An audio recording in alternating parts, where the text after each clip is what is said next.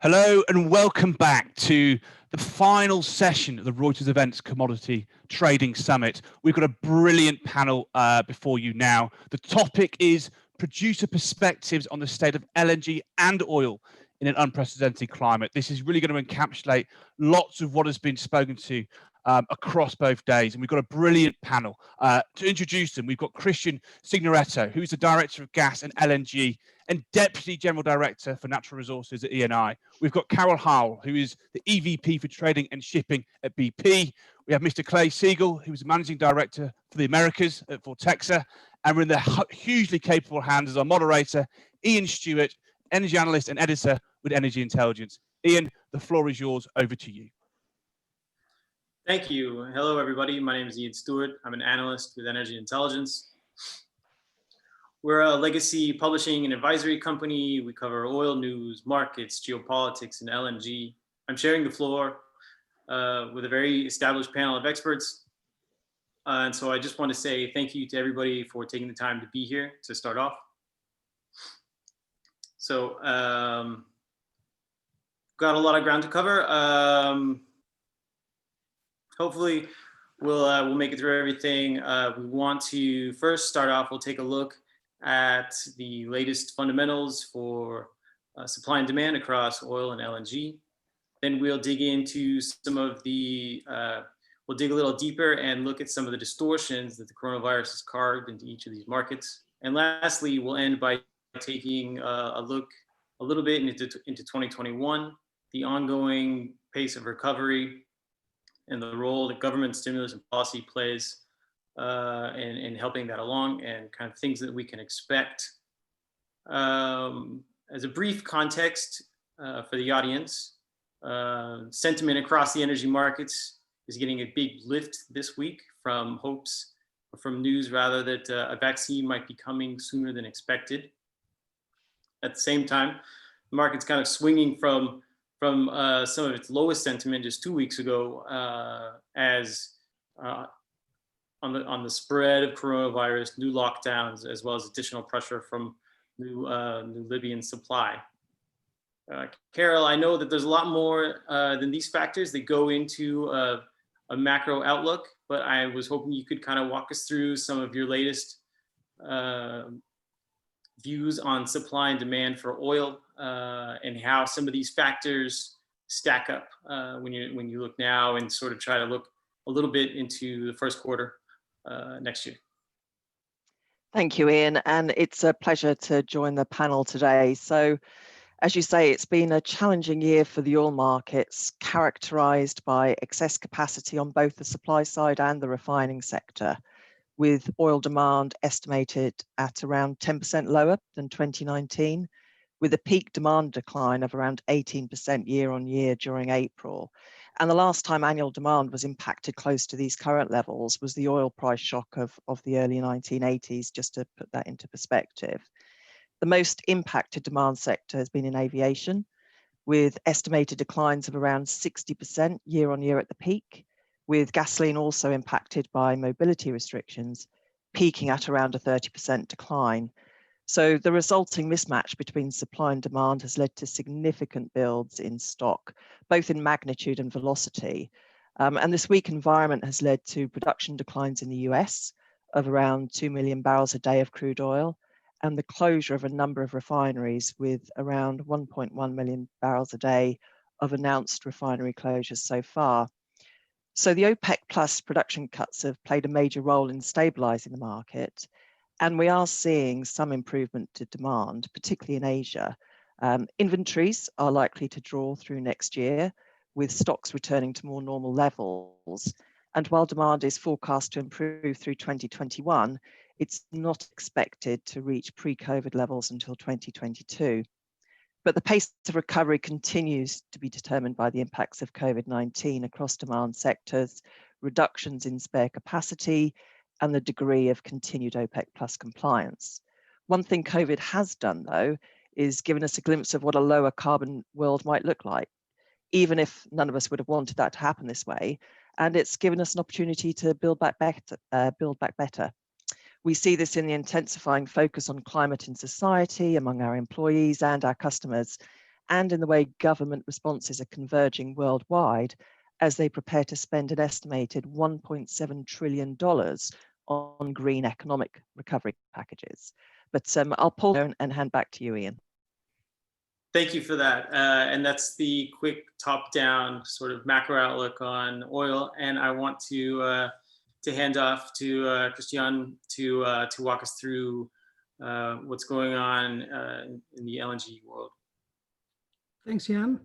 Hello, everyone. So actually, I would say moving to the LNG market and in general gas and LNG market, that the latest trend in that market would have been, I would call it volatility. Volatility is king. And that's because, I mean, if we look at the, few months behind us, we have seen, prices actually changing very rapidly in a matter of months. We moved from $2 million BTU, that was back in April, up to $6 or even $7 when it comes to the JKM flat price in October or December. So actually a movement of plus 200% in a matter of a few months, which is quite astonishing, I would say, also compared to the flattened situation of the other commodities. Well, I mean, different reasons can explain this. I mean, first, the cancellation of a very relevant amount of cargoes, of US cargoes during the summer, helped the market to finding a floor, even if actually at a very low price, but still a floor. And then subsequently, we had a change, we have a sequence of unplanned events in the market. Actually, everyone hitting the supply side of the demand of the curve, which is the hurricanes hitting US in the last months. And then we had also outages in the Gorgon facilities and the accident in Melkoya, which actually also helped to sustain a bit the equilibrium. So all these events actually created a much shorter, let's say, availability of supply in the market, which actually triggered a rebound or at least an increase of prices in the market. Also, looking at the demand, I would say the demand contributed positively to this picture. Because, I mean, in Europe, for example, I mean, given the low prices of the commodity, we've seen a huge displace of coal vis-a-vis gas in the power production, creating additional support on the demand side. Also, looking at the Asia, we have seen in the last months Chinese buyers continuously reoptimizing their supply source, basically cutting down on pipe gas consumption and increasing the LNG spot offtake. And this actually created another, let's say, pocket of demand, which helped a bit the equation.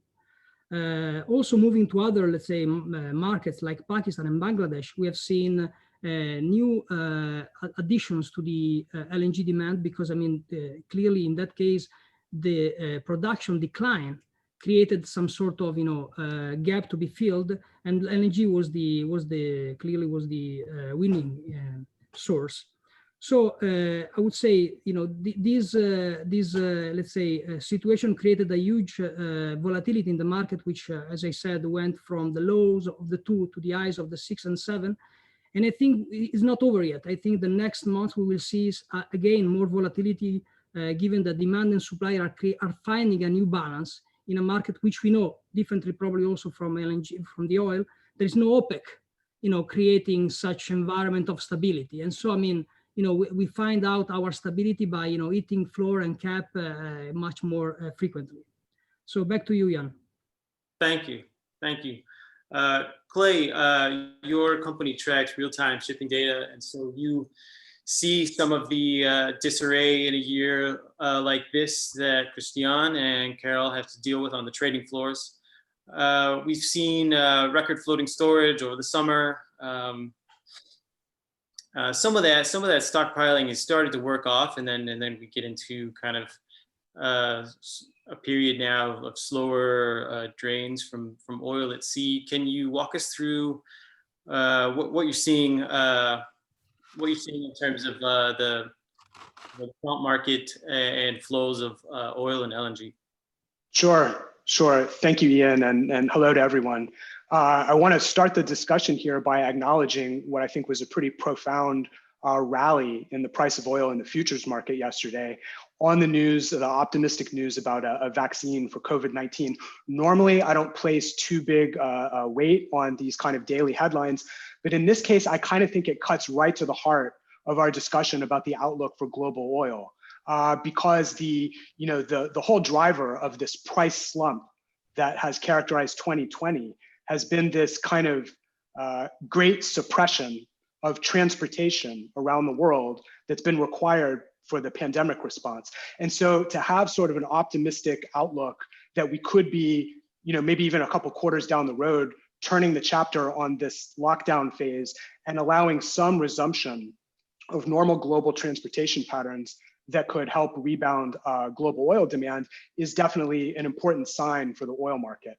And so it's no surprise to see future prices kind of surge on that news. There's some risk of moral hazard though with that I think is also important for our oil discussion. If, not to preach, but if people start behaving like they're already out of danger and at low risk, then it could backfire, and you could actually have greater impacts in the short term on the healthcare system and need for longer and deeper lockdowns that would be another headwind to oil demand rebounding. So, as Carol said in the beginning, the physical oil market certainly remains depressed versus last year. Demand for refined products is low in many regions of the world. I think there's a couple of bright spots that maybe we can talk about in greater detail. For example, in China and in India as well. And of course, reduced supply around the world has helped move us in the direction of eventual rebalance, and including in the United States, where supply has turned down, although more recently, and it's not in the production data yet, but more recently we've heard anecdotes about those fracking crews getting out to some of the shale plays and maybe completing some of the drilled but previously uncompleted wells and bringing them online even at these price points. So we'll have to keep an eye on that. From OPEC Plus perspective, of course, we've seen generally strong compliance with their supply reduction program recently. We look at countries in particular like the United Arab Emirates, which have been a little bit higher than target. It looks like they've turned down their exports significantly to where they probably should be in October, let's say, relative to previous months. We keep a close eye on countries like Russia. I think their seaborne export program in October, pretty flat month on month versus September. So it looks like OPEC Plus right now is setting the stage for continued good compliance. But the big question that we'll all be watching is whether the planned increase of about 2 million barrels a day from that collection of producers is still going to come as planned in January. It seems like with the existing supply demand situation and still big concerns about demand rebounding, an additional 2 million barrels a day would be a headwind toward balance. I wouldn't be surprised at all to see that supply hike deferred until a later time.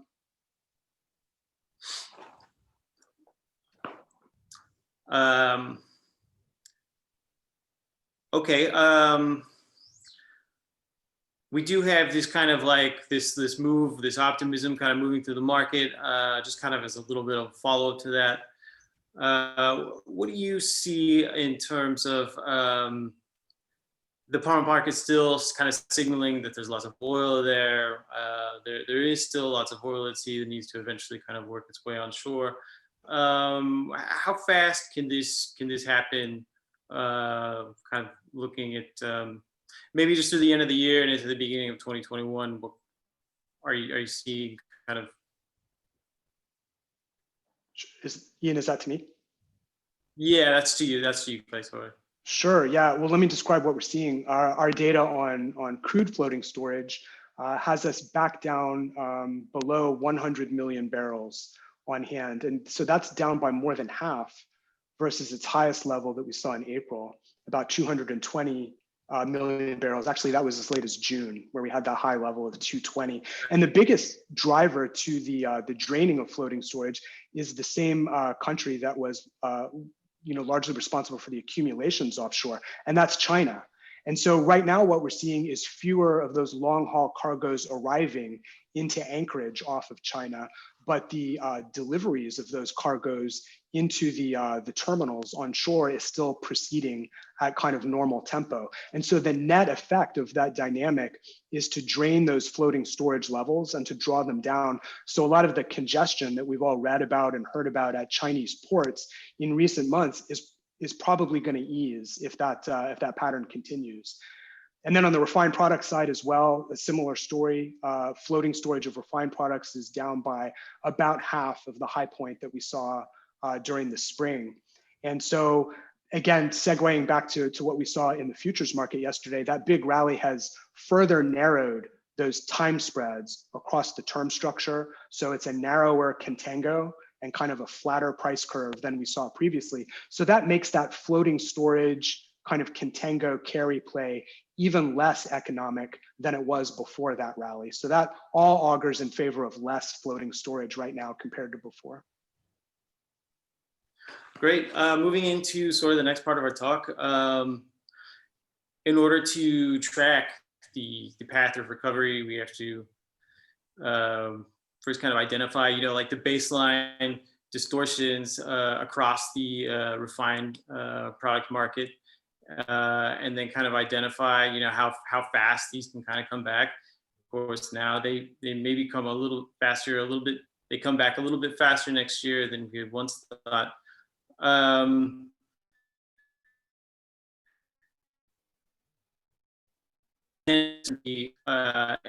some of that demand may be gone permanently is because of ranges.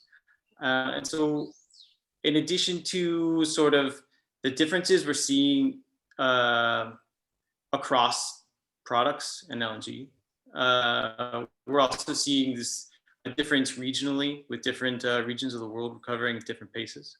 Carol, can you talk about what you're seeing kind of in a little bit more detail in some of these markets? Yeah, no, and I think as Clay was talking about, I mean, we are seeing a supply response to the demand impacts largely through the OPEC plus cuts. We'll continue to monitor compliance to that. And total supply in 2020 is estimated to be around 7.5% lower than 2019. But the key factors here are going to be the pace of economic recovery in the different regions. And I think we've all sort of touched on before that we are seeing some, improved demand in areas in Asia. So there's an aspect there. But really, it's going to be the response to COVID-19 and also the changes in the excess capacity we see in the system. So there is excess refinery capacity. We are seeing closures announced. So we're going to be continuing to monitor that in the different regions around the world. And, when we still have that excess capacity, there are still going to be, unfortunately, headwinds to margins and prices. Looking ahead, though, a recent IEA study estimates that in the longer term, the impact of behavioural changes, which you just brought up then, will be marginally positive for energy demand. So we'll continue to look at that and expect to see demand increasing as people get more confident, as we expect to see people coming out of lockdown going forward, particularly in the jet and gasoline markets. Goods transportation and trade has rebounded to some degree already, although levels remain below pre-COVID. So, whilst the energy systems are changing fast, we do see oil continuing to play a part in the energy mix moving forward. So there are some positive aspects, I think, in the future. Yeah, part of the overcapacity, of course, is a lot of unused jet right now flowing back into the middle distillate pool. And jet, of course, out of all the fuels, has kind of the weakest prognosis, at least in 2021. How important is clearing that part of the refined barrel to kind of like restore overall health to refined products? If that's a clear question. Well, I mean, I think as we sort of mentioned before, aviation demand has been impacted the most. So it is a question as what we can do around the overall middle distillate barrel between jet and distillates. So, we work on that across the different regions. And we did see, I think, some improvement. We went from sort of 60% to around 40%. And we are seeing some shoots of encouraging demand there. But it is going to be really, as we've talked about, the economic recovery, the pace of lockdowns, that's really going to shift the demand for that barrel, I think. And Cristian, you mentioned some bright spots kind of emerging in LNG, and you mentioned some tightness starting to pop up there. Can you kind of compare and contrast a little bit with what you see, with your colleagues on the oil side, and how far kind of how you guys track in terms of like recovery compared to them? Yeah. No, look, I mean, I think the impact on the LNG market has been quite different to the one that we have just been explained by Carol and Clay on the oil side. Actually, to the point that notwithstanding this clearly pandemic emergence and the economic recession that I would say worldwide has affected 2020.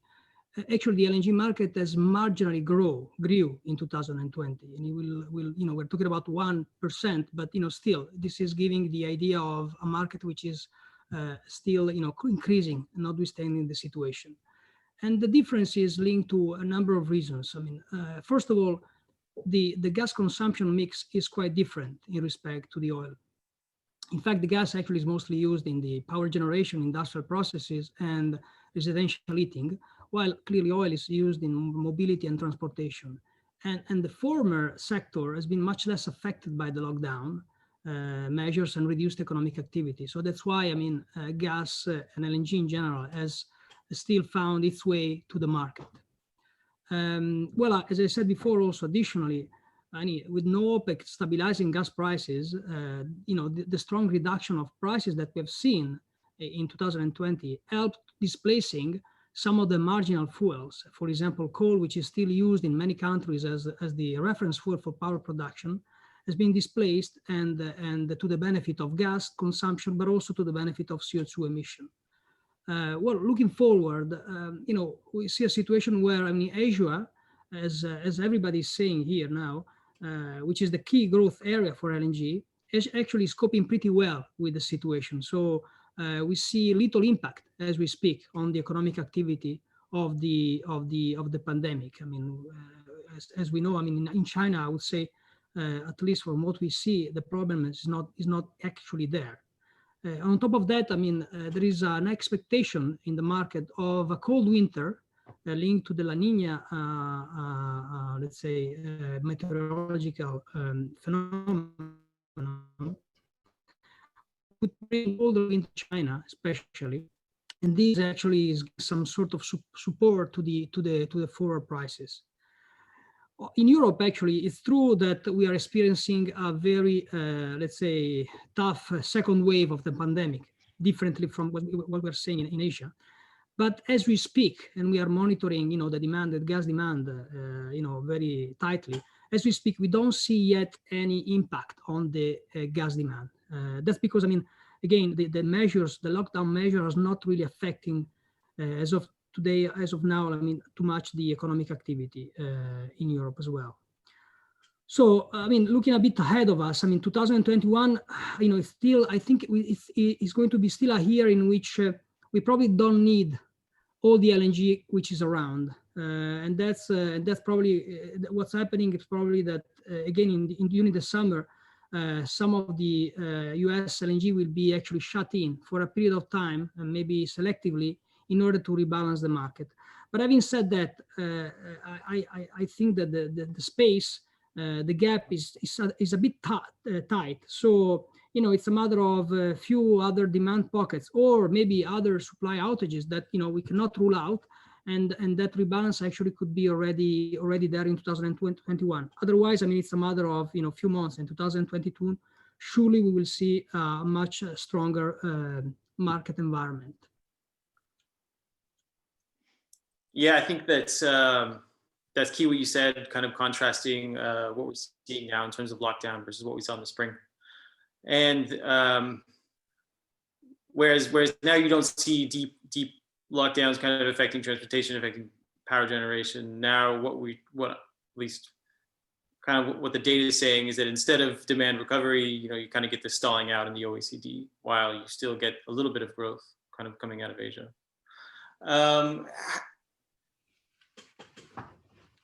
It's still,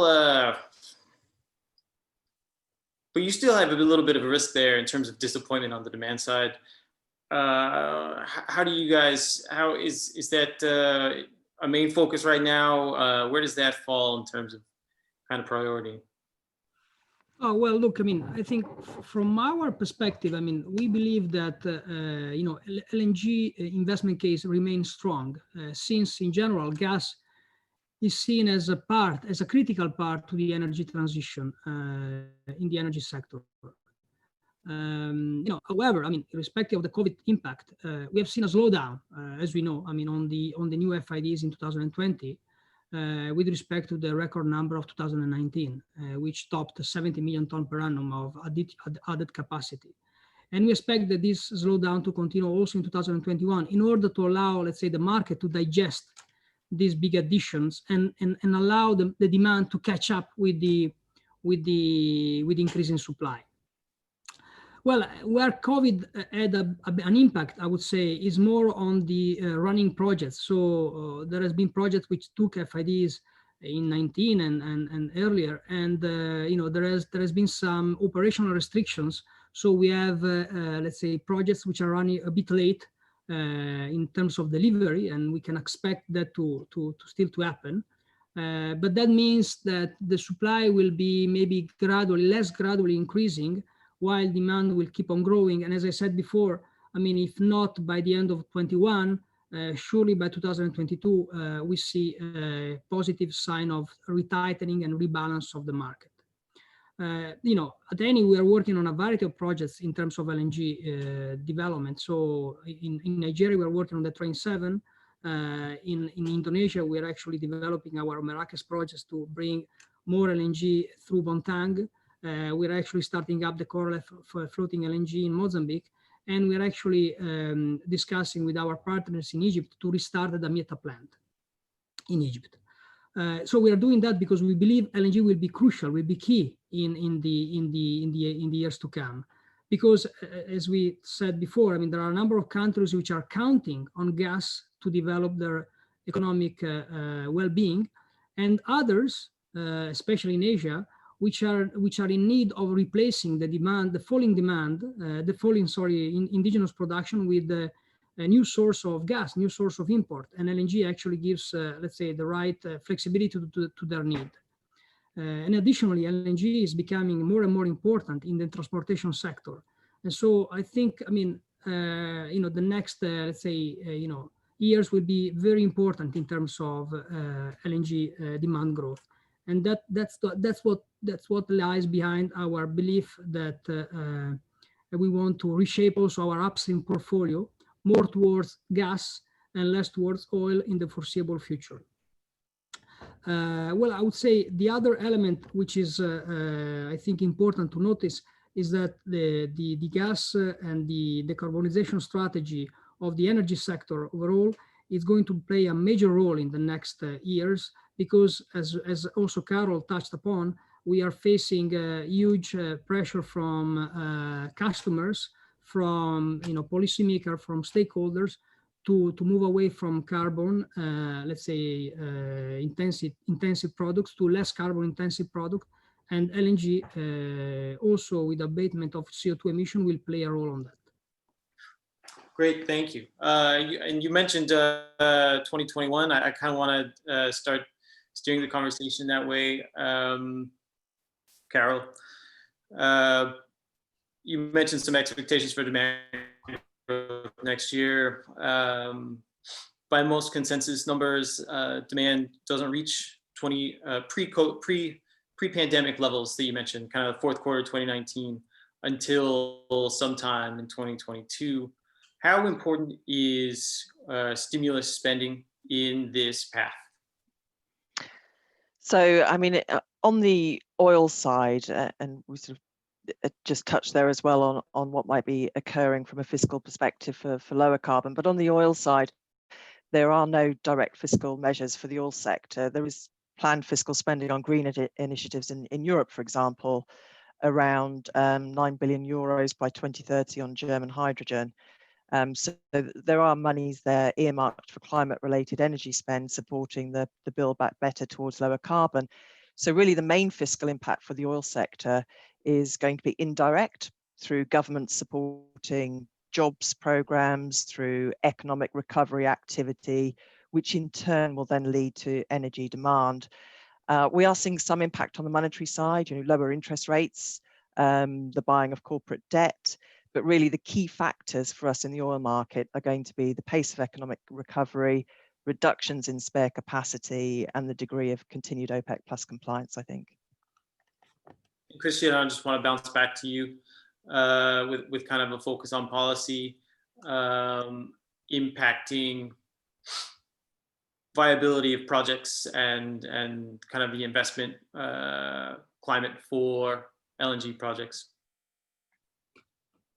Well, I mean, I think, I would say in Europe, as Carl was mentioning, there is a lot of, let's say, support on hydrogen and, let's say, carbon-free policies as we speak. But, as you know, in Europe as well, I mean, we are planning to phase out coal and nuclear in the next, let's say, 5 to, let's say, 10 years, depending on the country. And I think that will pave the way for an increase of penetration of gas, clearly together with renewables and other source of low carbon energy into the market. And this will be needed in order to, let's say, make sure that our, let's say, power supply does not stop during a rainy day.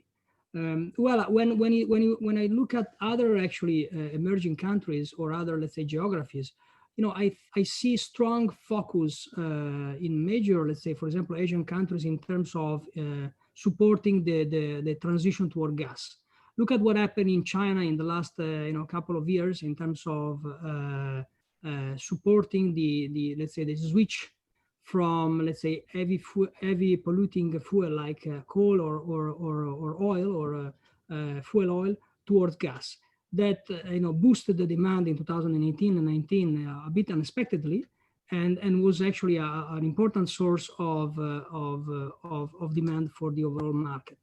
So and we see this happening more and more in different countries, as I said, especially in emerging Asia countries. So I think it's an important element of the equation. Clearly, I mean, gas needs to remain competitive in order to per se, let's say, substitute other polluting fuels. But on the other hand, clearly, I mean, making sure that the policies foster third-party access and liberalization of the market is important for the LNG to develop. And Clay, over to you. Looking at 2021 and kind of reading where the market is right now, what are some of the signals you're going to be looking for in the data to tell you that support under prices is becoming firmer, support for the markets, and you can kind of speak to oil or the LNG side? Sure. Okay. Well, I mean, at Vortexa, we're advising our clients to watch for 3 main factors that we think will help determine the outcome for the oil story. I mean, the first is this renewed weakness that we're seeing in the European markets with this latest series of lockdowns by country. We were talking about floating storage before. Our data shows one region where floating storage has actually held in and maybe accumulated is the North Sea of all places. They have about 6 million barrels that are floating offshore there. And this time again, it's not the traders playing the contango spread because that's out of the money right now. So this tells us that in at least some cases, some suppliers are having trouble finding buyers for at least some of their cargoes. And so that's no surprise given terrible refining margins, but we really want to keep an eye on how soon those lockdowns can end and more normal transportation patterns can emerge. So we'll be keeping an eye on those flows. The second big factor for the future is the return of Libya. Our provisional data from the first week in November shows that the combined total exports of both crude and condensates was nearly 1 million barrels per day. okay? As a big level like that sustainable? Probably not. Some of the first cargoes to get shipped from Libya in this big sort of surge are going to be drawing down from onshore inventories that accumulated during the long hiatus. And once some of that storage is drained, then ongoing run rate production will be required to sustain export levels. And there, it really wouldn't be surprised after such a long hiatus to see some hiccups, some disruptions, either in the producing fields, along the midstream, like pipelines and pumping stations. So we need to see, but I think that we can say that Libya in some significant way is back. And oil traders need to pay attention because that's going to increase competition with similar grades from countries like Algeria, like Azerbaijan, and maybe some of the other Caspian, some North Sea. And then another source that will be in competition that maybe you wouldn't think of at first glance with the European import side is actually United States barrels. And so those are barrels from the United States in Europe have accounted for 15% of total imports during 2020. That's up from 10% of total imports last year. So even though it's a relatively small chunk of the market at 15% now, in its own right, it did increase by 50% year on year, but now that becomes vulnerable as these competing suppliers that are much closer to market in the Mediterranean and Europe are going to have to accommodate that sort of new Libyan production. And the third point, we definitely can't overlook and encourage our clients to keep an eye on with our data is China. So earlier this year, China had been on a big crude oil buying spree. Chinese buyers imported something like 14 million barrels a day back in April. That number is way down now. It's now below 8 million barrels per day. The inventories, as we said, are ample there, and those import quotas for the private side have been pretty much used up for 2020. But we do think that there could be an uptick in December for Chinese crude imports. So some of those refinery units that had been low are restarting and ramping up. There are also some new refining units over there that are just starting up. And those import quotas for 2021 should be higher, maybe by about 20% for that segment of their market. So this also has a really interesting angle for the US oil patch, right? Because this US to China crude oil trade that kind of blossomed and came into its own in 2020 probably has legs. It's probably going to be an enduring feature of this market because now a lot of these Chinese refiners have experimented with the US grades, West Texas, Eagle Ford, Bakken, even Mars Sour off the Gulf of Mexico.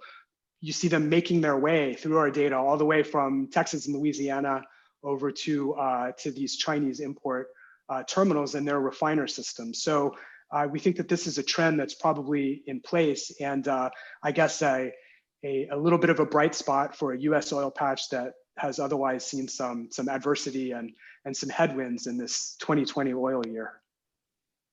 Yeah, well, that's good news. The market, especially over here in the U.S., is always nervous that the flow of oil to China will stop, and problem markets will have too much oil in their hands. There does seem to be a little bit of a slower trade. You mentioned some of the recent buildup in the North Sea. Of course, nothing like we saw over the summer. We've also seen record low shipping rates this year. I mean, and that's part of OPEC plus production cuts. As you roll forward into the next year, and at some point those start to roll off, that's going to show up in the shipping data, right? You expect to see a little bit more oil in transit. So for oil in transit, it greatly depends on when another 2 million barrels a day, might be coming from OPEC plus. But I will just say as a brief observation, we do keep very close tabs on the shipping markets. They've been hit probably harder than I think the market was expecting in the fourth quarter. So it's kind of a double whammy between new lockdowns in many of the countries that we've talked about today. And then those supply cuts by OPEC plus probably will be extended longer in duration than planned. So those factors reduce demand for freight across all tanker categories.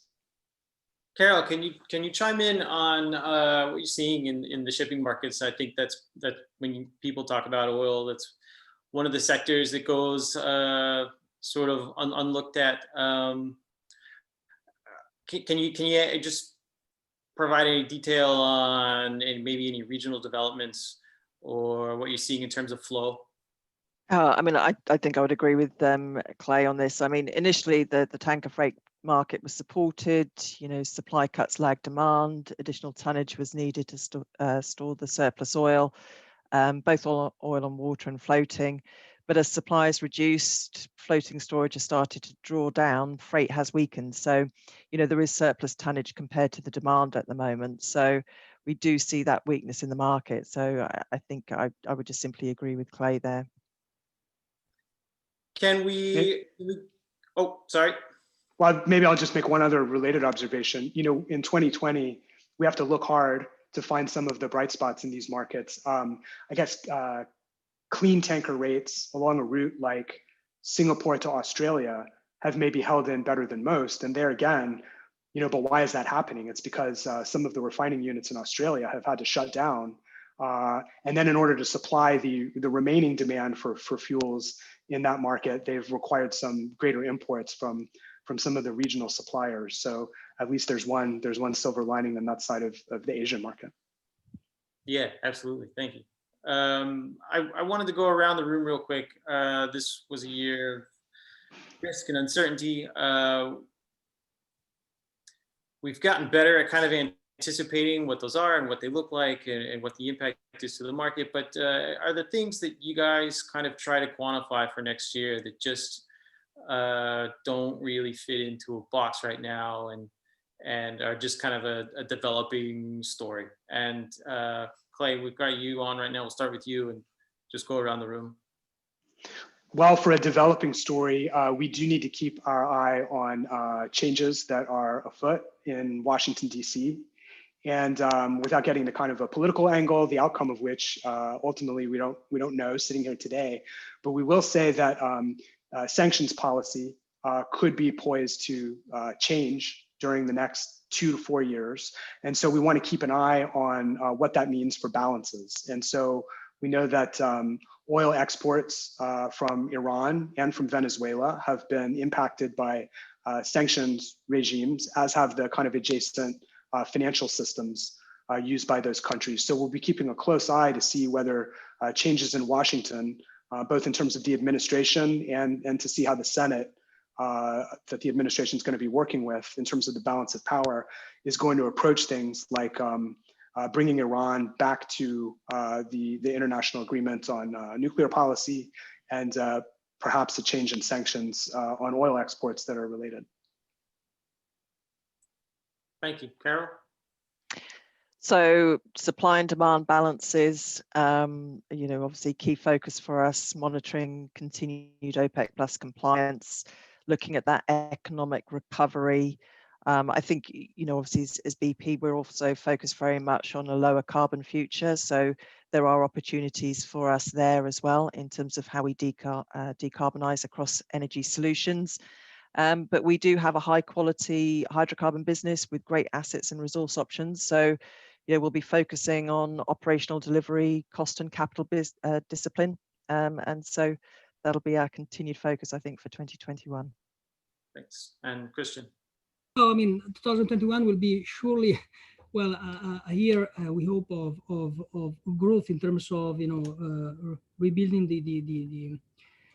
the positive attitude with the new vaccine getting into the market and the scarf of the pandemic to gradually get away. So from the LNG side, I would actually keep a close eye on the possible supply, let's say, delay disruption that might happen, as we have also seen today, because of possible, let's say, operational issues. Because I mean, we have also plants that are running out there which are pretty old, and so I mean, they need maintenance, and so that might create some sort of hiccups. And I think on the rest, actually, I'm very positive that the demand will actually act as according.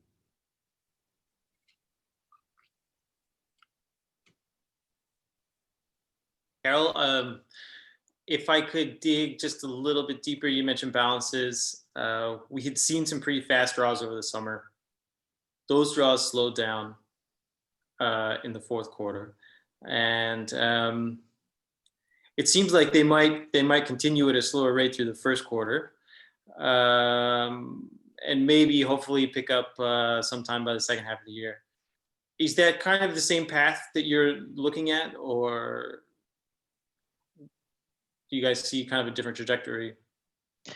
I think, I mean, you know, we do think inventories are likely to draw through next year, stocks returning to more normal levels. And, you know, I think we've talked about, you know, part of that is demand. And whilst it's forecast to improve through 2021, we're not expecting it to reach pre-COVID levels until 2022. So I think the key factors, and I know it's probably the same story, is around the pace of economic recovery based on COVID-19 is obviously going to play a huge part in terms of the inventories and how they draw forward.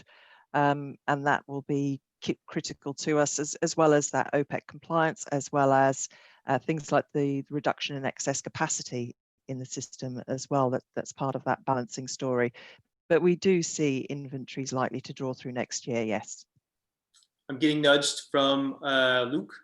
If anybody has any final comments, now's the time. Otherwise, thank you very much, everybody. It's been great getting to meet you and getting to have this discussion. Thank you, Ian. And I hate to be that sort of timekeeper, because I've been listening here going, actually, this is really quite candid and really engaging conversation. So I've been a very avid listener, but we have run over the time. So I'm having voices in my ear, and we've got to stop the panel there, unfortunately. So I want to say a huge thank you to Ian. Thank you very much. And then to Carol, Clay, and Cristian. We really appreciate your openness and your ability to talk. We know it's very challenging, no matter what part of the world we are in, and different conditions. So doing this virtually is a challenge, but we've done it very well. So we thank you. And that brings us to the end of the live part of the Reuters Commodity Trading Summit for 2020. All the presentations, the live conversations will be sitting on demand for the next 2 weeks. You can see that via the on demand tab on the platform. So please be sure to check in, review, and watch the sessions again at your own volition and time. And again, a big thank you to everybody who's contributed. There's lots of work that goes into virtual events from all the teams behind all the brilliant speakers you've seen these past 2 days. So we thank you. We thank the audience as well. We've had some great engagement, some great questions. The conversation is ongoing. Reuters are doing lots continually. Please follow us, and we'll be back with more engagements and events in early 2021. My name is Luke James. I lead the commodity department here. Thank you, and we'll speak soon. Cheers.